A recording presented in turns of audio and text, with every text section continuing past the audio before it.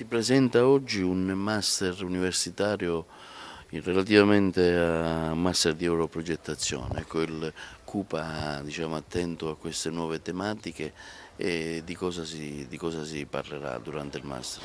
Sì, è un master di primo livello, quindi che si rivolge a giovani studenti universitari che già hanno conseguito la laurea, ed è un master molto importante e interessante perché forma i giovani, gli studenti sulla progettazione comunitaria. Voi sapete che oggi la chiave di volta delle amministrazioni pubbliche, ma anche nel nostro caso del consorzio universitario, è attingere a finanziamenti europei, per cui formare dei giovani che possano essere esperti in progettazione comunitaria è una cosa estremamente importante. Noi come consorzio universitario vogliamo diciamo, mettere su un'equipe di progettisti in modo tale che ci possano collaborare nella presentazione di tantissimi progetti, di tantissime opportunità che offre la comunità europea. Il master è in europrogettazione e professioni europee, quindi mira a realizzare delle professionalità che in Sicilia mancano quasi del tutto o sono abbastanza carenti. Infatti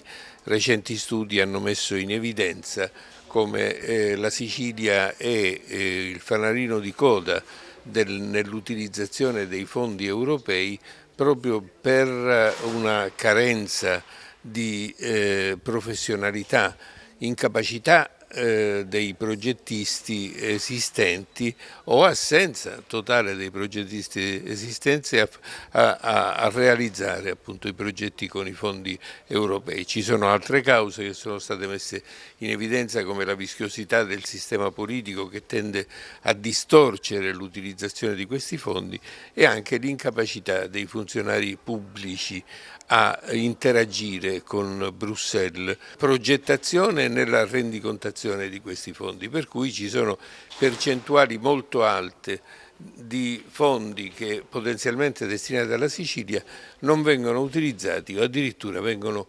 restituiti a Bruxelles. Io sono qui presente come delegato provinciale dell'associazione Project Manager Sicilia. Sicuramente è un gran risultato che abbiamo raggiunto come associazione.